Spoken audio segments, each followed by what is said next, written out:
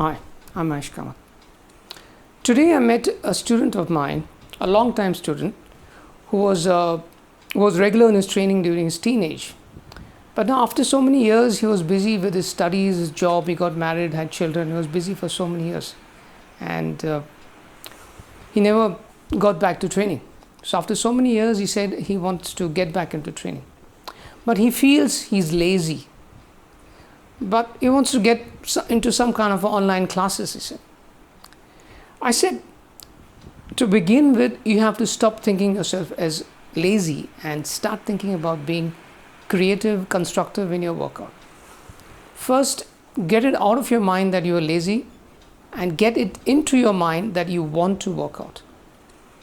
Then, motivating yourself to work out is the most important part during these trying times when we all locked down and we have to somehow motivate ourselves to keep going and we have to survive this period.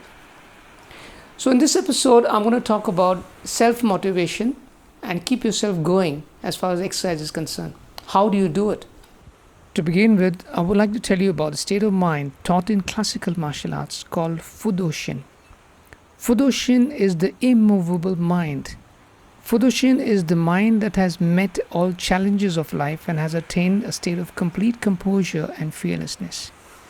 This state is essential in the practice of Zen, Zazen, and Budo martial arts.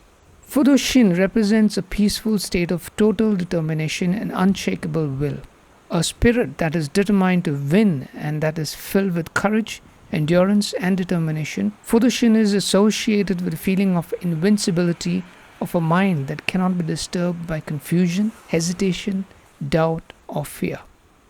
The samurai warriors of ancient Japan were trained to get into this state of mind. In feudal Japan, Fudoshin was manifested in the samurai's unquestionable demonstration of courage and determination to face difficulty, danger, pain, and even death without fear.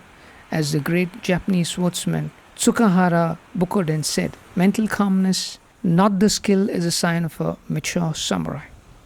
This state of mind is difficult to achieve. The Fudoshin situation represents the highest level of focus. In the case of Fudoshin, the mind is not affected by any external factors and cannot be stopped in the way of its destination. The person is completely confident and has no fear in his soul. We are civilians.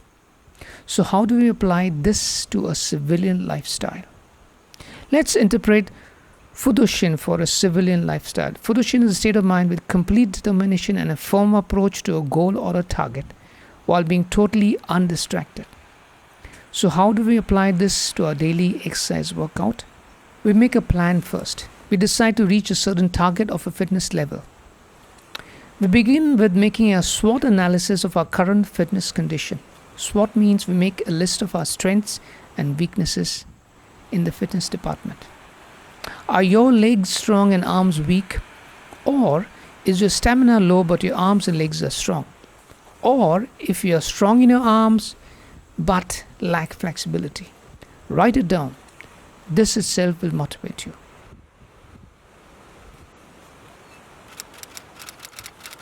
Then begin to decide which time of the day you want to set aside an hour for your exercises. Choose a convenient time and don't make drastic changes in your lifestyle or you will not stick with it. Be flexible with your workout time. If you miss a session at a particular time of the day, be prepared to have it at a later time. Talk to an experienced trainer. Be firm in your decision to do each day's workout. Plan to have at least 4 and at the most 6 workouts per week. A day of rest is required, especially for the mind, because one can get bored with the same activity done each day. Have variety in your exercise sessions. In a future episode, I will cover more information for you about planning and designing a workout. Remember, commitment is the mark of a person. When you make a commitment, you stick to it.